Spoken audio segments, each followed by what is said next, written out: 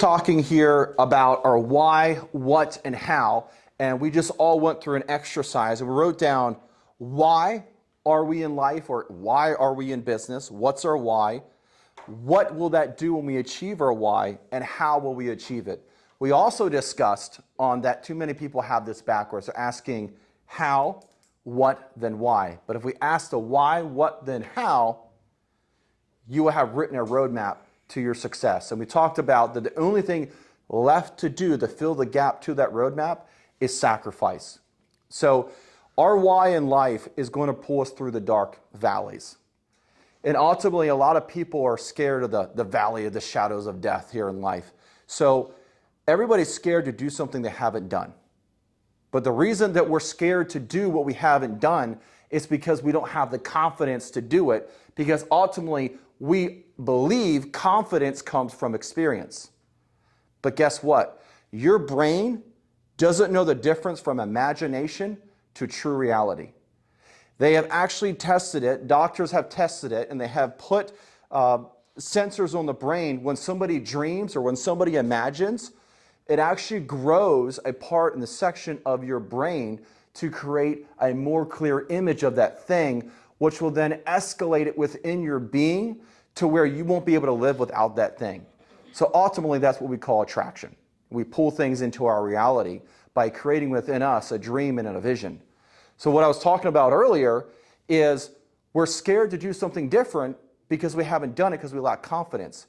But guess what? If you want something in your life and your why is clear enough, you will then envision the end in mind, and you'll actually see that thing happening and getting closer and closer in your life. But the truth is, you've already been there so often. When you have achieved that goal, your short-term why, you're not surprised. You know, for me personally, you know, when I was in business and we hit the first milestone, and a lot of you guys here got to celebrate that with me, right? When we did our first million in business and revenue. You know, a small mark now looking back, but that first million was huge. But to me, I actually wasn't that surprised.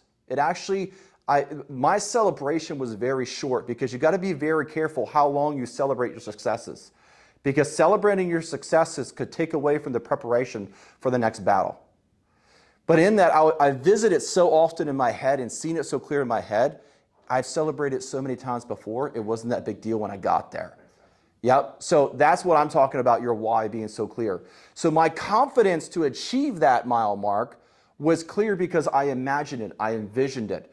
So what in your life right now, what is your why, and what do you want to achieve, and what and how would that make you feel when you do that? You don't have to wait to find out.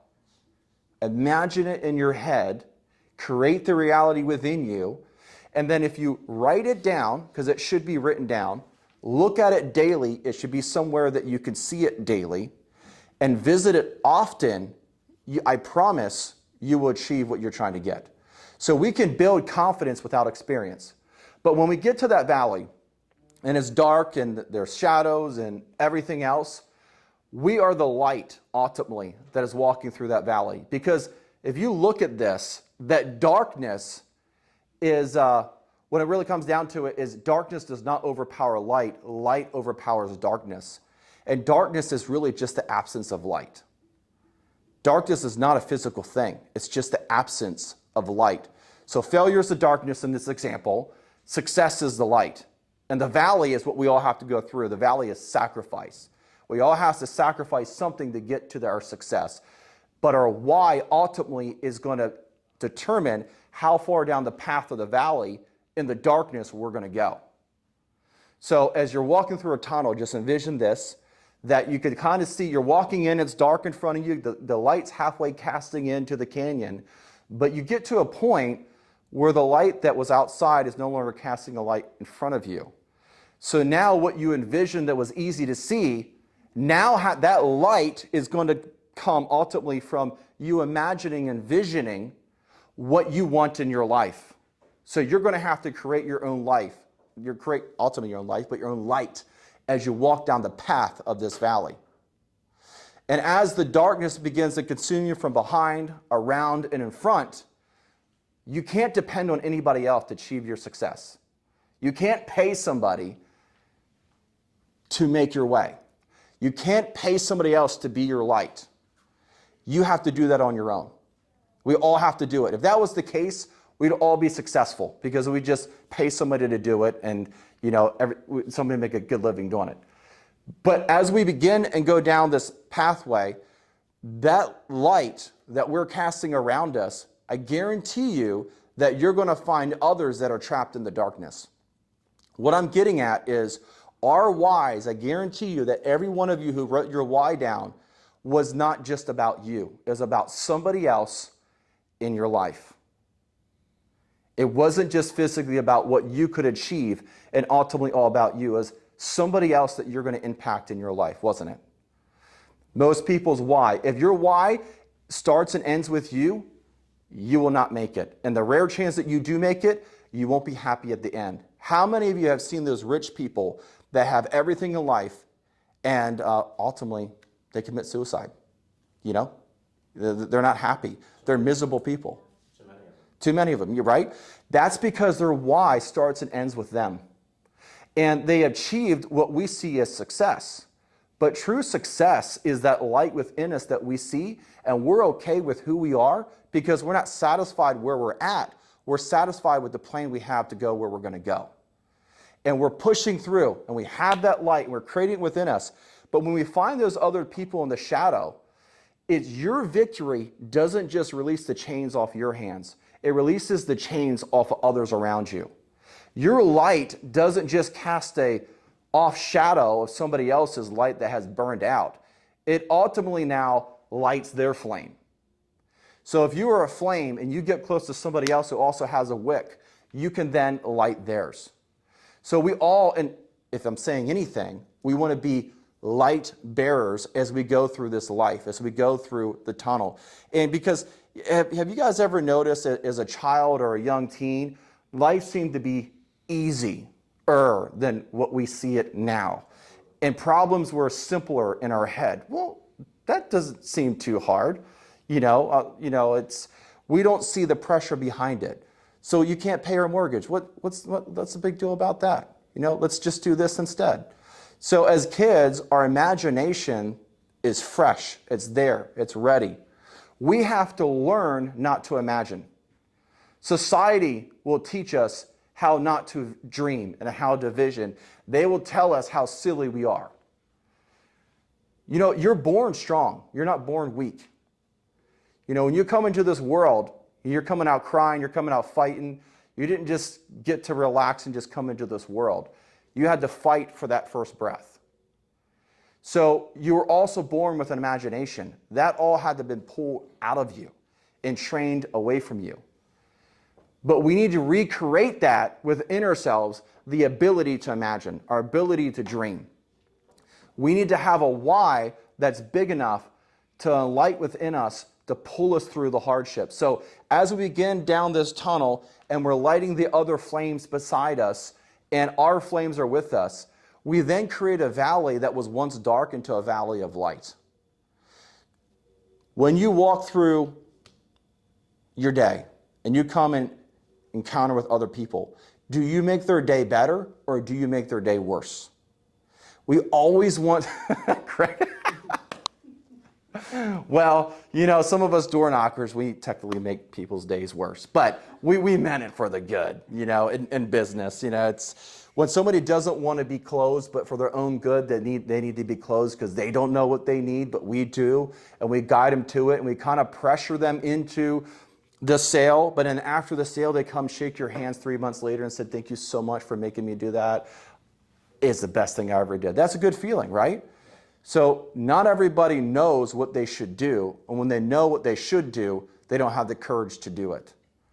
So going back to our example, when we push through, we should leave the valley that was once dark into a valley of light. We should not be leaving death behind us. We should be leaving life. And now once that valley is transformed, we now have a valley of light. As we begin down the journey of life, we bring others around us. And I said it last week that the bigger the target, the bigger the team to get there. You can go fast alone, but to go far, you got to go with somebody else. We all have our talents. We all have our weaknesses. I want to challenge you with this. When you go home tonight or tomorrow, I want you to write down 3 things that you're really strong at in your life. 3 things. You don't have to write it down now, but you can if you want. 3 things that you feel like you're really talented in your life. And then write down 3 things you're really weak in your life that you'd like to see changed. I challenge you this. I want you to focus more on your strengths and becoming better at those and surrounding yourself with people who can fill your weaknesses. You will go much further, much faster, and farther than you ever thought imaginable that way. Because we all have talent. We all have calling. So in that, if we walk in our calling, and we walk in our purpose, we walk in our why, and stop trying to walk in somebody else's why, it'll become even more clear to us what we should do. You don't want me to do art design and graphic design like Martha does over here at an amazing job. I would mess it up. It'd all be blurry. It wouldn't graph right. You wouldn't want me to do marketing, to do what Tony does. I wouldn't be any good at that. I know what to do, but how to do it, that's a completely different story, right? So we stay in our lanes of successes and of our calling and of our strengths. And as we build our strengths, we then become much stronger in that area. And ultimately, that's what we should do. So what you wrote down there is we want to become better at that thing. So how do we become better at that thing? We put ourselves and surround ourselves with those who have what we want. Because ultimately, we're all building bridges over our canyons too. We don't just go through the valleys, we're building bridges. We're building bridges of success. We're building bridges of rapport that are pillared up with PPR, personal, professional, and relatable. Getting to the road and across the canyon. But as we do that, we need to see this, like I was talking about, with our why, our what, and our how. We're not going to push through it if we don't know what our why is clear enough.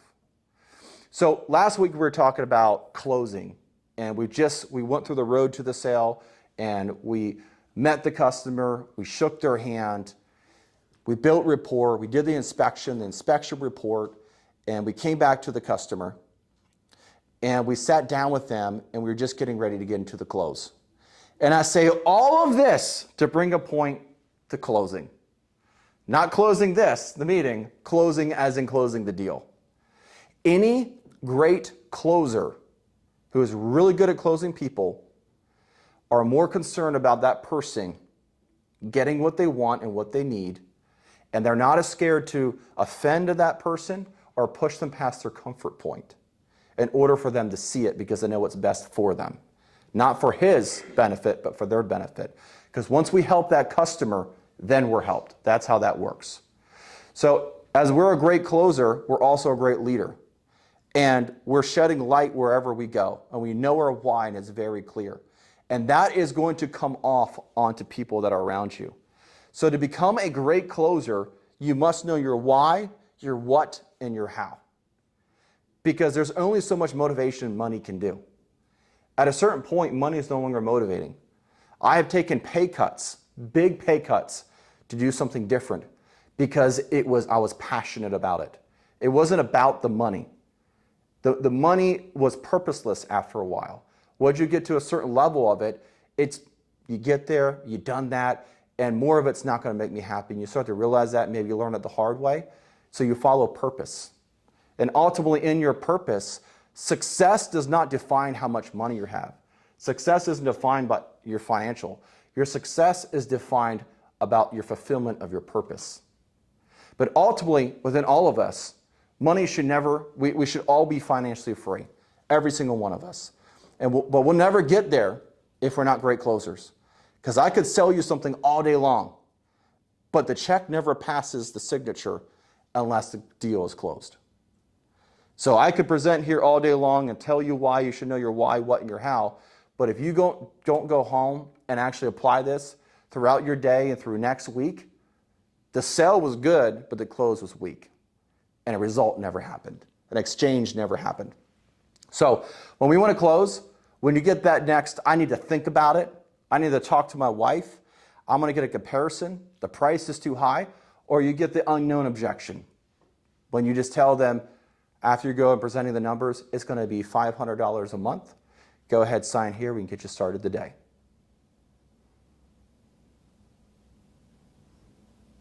Did I get to keep this? The unspoken objection. But if we're very clear on what we want, we have the ability to combat that. We can go to them and we say simply, you need to think about that. I understand you need to think about that. What exactly do you need to think about? And the reason I'm asking this is because I want to give you enough information so you have something to think on, because obviously what I provided for you was not good enough, and I apologize, that's my fault. Or I need to think about it.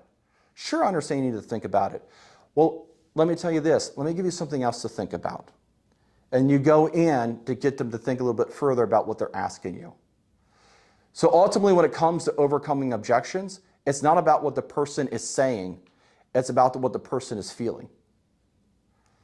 Because if somebody actually told you what they felt, you would have the true objection, right? We're all searching for the true objection. So it's not what they're saying, it's what they're feeling. In order to find out what they're feeling, you've got to be in touch with yours. Peace. Oh, 2 minutes? Okay. Throw gang signs over here. So we're going the long way around here, but I wanted to build a good foundation of what actual true salesmanship looks like and the foundation of it. If it's not built on this, and you go out there and you just try to start selling and you try to start closing, for what? For what reason? But I guarantee you, tomorrow it's going to be different for everybody else in this room. Because when you're going about and doing your activities, that's going to be in your head. Why am I doing what I'm doing? This is why I'm doing what I'm doing. Now, in order to do that, I got to close this next deal. Every time I see a deal on the table, number one, I look at my customer and see in the best way I can help them. Even if they don't see it in a nice, gentle way, I'm going to come down to their level, relate with them to bring them back to my level. And whoever's on the same level agreement, Rob, wins the argument. Correct. So once we get the customer on our same level as them, we came down to theirs, they came up to ours. Now we're in agreement. Who's more convinced of their conversation will always win the deal. Too many salespeople and closers are trying to pressure down on somebody when they're not yet up to their level. We got to learn when to stop selling, and we got to learn when to start closing. And that works the opposite way as well. So as we recognize that and feel the deal, because you can know every word track, every Chris Tracy close that there is to know, but if you don't know how to feel the deal and want to apply that, none of that is effective. So ultimately, we're going to come down to the close and how to close effectively. But now that we have become and we know how to be great closers, we can now say the word tracks. We can now say the things to combat. I need to think about it and all the 5 major objections. And we actually come across genuine. We were personable. We were professional. And we were relatable. And because we're able to do those things, we're going to close the deal. And we're going to apply the 3 G's. We're going to give gross grudgingly. We're not just going to give profit away. Because if you're selling price, you can go to McDonald's. They do that very well. You know, I guarantee you Vanya in his painting business, and Rob in the finance business, and Greg in the marketing business, and Tony and Rob in the sales business, you're not just giving price, you're giving value. And when you give value, you're ultimately truly helping the customer. So we're going to talk more about the close here next week, but just real quick, do we have any questions on today at all? Don't all speak at once. Yeah, go ahead. What would you say to those who haven't quite found their why? What are the steps for that? Okay. So Tony asked, what would you do for those who don't quite know what their why is and what the steps are for that? I would say list out 10 things of things you want to accomplish in your life. Write down those 10 things that I want to accomplish and write down why do I want to accomplish those 10 things. So 10 things, and then write down behind each one, why do I want to do this? Why do I want to do that? Why I want to do that? You'll start to see once you go down through those 10, those answers are going to start overlapping. The answer that overlaps the most, you're going to take that, and it's ultimately that's going to be your why. Yeah, because you're just going to, because what we talk about a lot here in FC is asking great questions, which produce better questions, which produce accurate answers. And the biggest sell we're ever going to have to do is sell ourselves on our own potential. That's the first sell, because not everybody's sold on themselves. And you can't be sold on yourself if you don't know your why. So we got to close ourselves on us first, that we are good enough, that we believe in us, because if we don't believe in us, nobody else will. And I guarantee you, you can walk around and just look at somebody's posture, the way they stand, the way they walk, the look in their eyes. They know their why, they don't know their why, they know their why, or they lost sight of their why. It'll show. But yeah, does that answer the question? Yes. Okay. Anybody else? No? You guys are too easy. Great question. Yeah, it is a great question. That was a question I should ask. No, it's all I good. figured I'd ask for everybody just in case if we don't want. But I figured that's why you asked that question. asking for a friend. Thank you for sharing the light. So I texted him it, actually. you texted. You know, I'm very reserved. I was scared to say it out loud. Yeah, I Well, know. I told him you should text him. So Oh, okay, went down the chain. He asked me a note to text Yeah. somebody, and I was like, I love that. I love that. Well, if any of you guys have questions online, you can just DM me below. Just put in the chat and just ask. Just send it over to us, and we'll reply to it, and we can get you helped out that way. But ultimately, this is not taught in sales and in closing. This is taught in your leadership classes. This is taught in your life classes. But really, sales is life. Closing is life. We use it every single day. I know I use closing tactics with my wife. I feel like I'm really, really good at closing. My closing percentage is like 73% with customers. My wife, I'm still struggling to get above 10%. So, we all have our struggles. you should go to the gym more. So I mean, does that make it better? It does. It does. Let me add something real fast. Yeah. So I'm a baptized Christian, brought up Catholic, and my I have two nephews, but my one nephew started in his ministry 20 years ago, and he baptized me. I'm sharing this with you because now, and I've never opened a Bible in my whole life until about a year ago, but we have a men's Bible study group once a week. I missed tonight. So I feel honored. Well, that's my point. So when they're like, "You come on Tuesday night?" I'm like, I got a business meeting to go to. But why I'm sharing this is that we talk about things in this group as men, right? And one of them is always be closing, ABC, right? So ultimately is that when you talk to people, whatever the subject matter is if you obviously come across that you're a person that you need to either listen to or they need to listen to you, you're going to sell that report to them, whatever the topic is. So we always talk about that, but then just, you could go other directions on that. But anyways, the ABC, always be closing, is whether you're at the grocery store or if you're out in, just in public, just bringing up a conversation on maybe either they would want to talk to you about or vice versa. Hey, what do you do? Or something like that. So I just wanted to mention the ABC part. Nice. Yep. No, for sure. Always be closing. Well, cool. I feel like I'm just getting started, but oh well. We have next week. We have next week. So Sign you again. I know, right? I know. yeah. Yes. The time objection.